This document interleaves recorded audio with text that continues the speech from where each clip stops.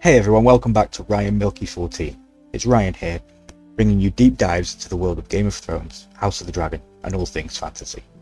With the Night of the Seven Kingdoms finally dropping tomorrow, I wanted to do a special companion video focused on one moment. That moment has completely taken over the fandom's conversation, the Trial of the Seven. Because honestly, this might be one of the greatest fight sequences in the entire Thrones universe.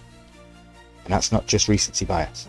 Even in George R.R. Martin's original novella, this sequence was gripping, but the show adaptation elevates it even further through perspective, sound design, character struggle, realism, and thematic moments throughout the episode.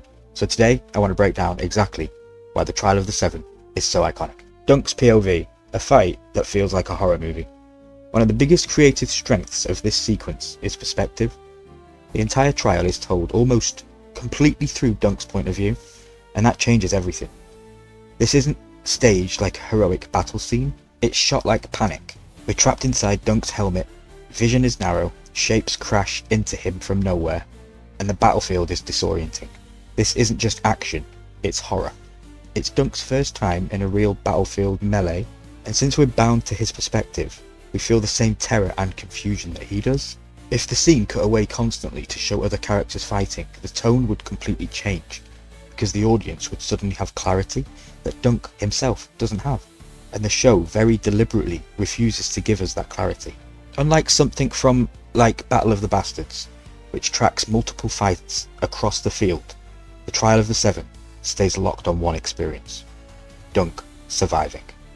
Sound design, claustrophobia in audio. The immersion goes even deeper through sound.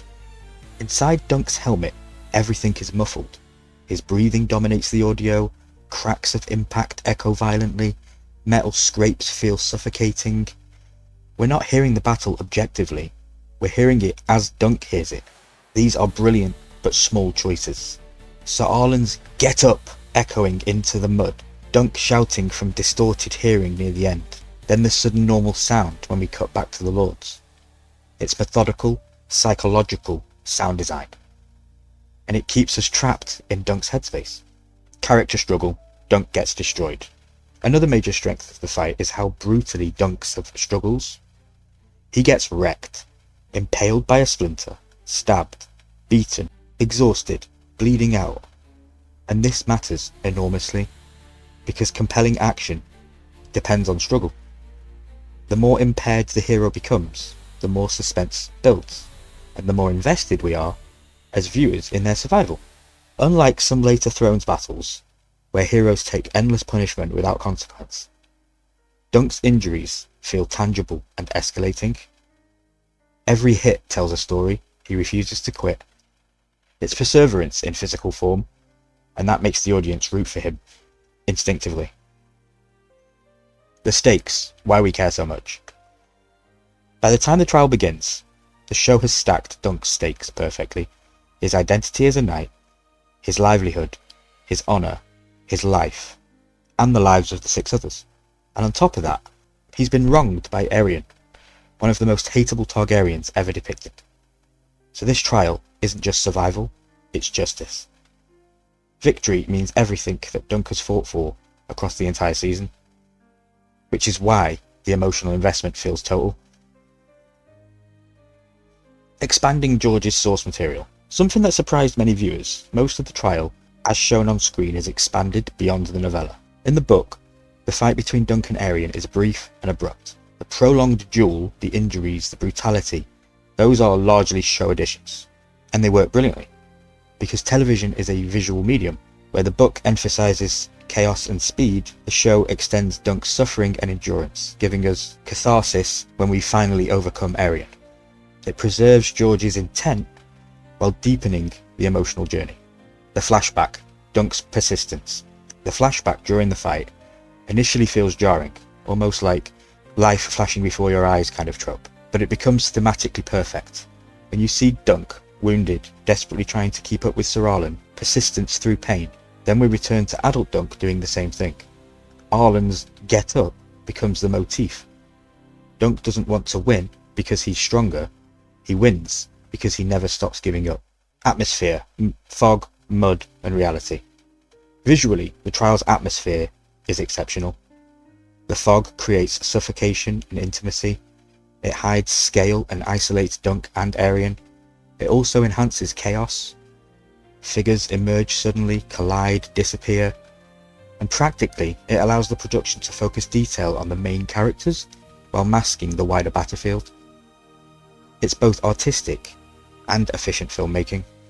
Armour realism, medieval combat done right. One detail that makes the fight stand out is realistic armour use. Blades don't slice clean through plate. Helmets absorb impact, weak points matter. Dunk survives blows because of his armour. He parries using it. He targets Aerion's thigh, a vulnerable gap. This attention to historical realism makes the combat feel grounded and believable. Baelor, the Shakespearean twist. Then comes one of George R.R. Martin's most devastating narrative moves, Baelor's death. The ideal prince, the perfect future king. Noble, honourable, beloved. Killed senselessly. The victory instantly turns tragic. Dunk wins, but the realm loses its best ruler. It's classic Shakespearean reversal. Triumph collapsing into catastrophe. And it elevates the trial from spectacle to tragedy. Ambiguity. Did the gods intervene? There's also an intriguing moment of ambiguity. When Dunk collapses, possibly dying, before raising again with renewed strength. Some interpret this as divine intervention by the faith. If Dunk's cause is just, the gods might favour him. Others read it as shock and adrenaline. The beauty is that the scene allows both readings, which deepens the themes of faith, heroism, and destiny without confirming any supernatural answer. Why the Trial of Seven is legendary. Altogether, the sequence succeeds because it combines POV immersion, brutal character struggle, expanded storytelling, grounded realism, tragic subversion, and thematic depth. It was already powerful in the novella, but the show elevates it into one of the greatest fights ever seen in Westeros. So yeah, the Trial of the Seven isn't just a great fight, it's one of the most emotionally layered, immersive, and tragic scenes in the entire Thrones history. And with the Night of the Seven Kingdoms finale arriving tomorrow, I genuinely think this moment will stand as one of the defining legacies of this series. Let me know, do you think the Trial of the Seven is one of the best battles in Thrones history? Drop your thoughts below, and I'll see you in the finale tomorrow.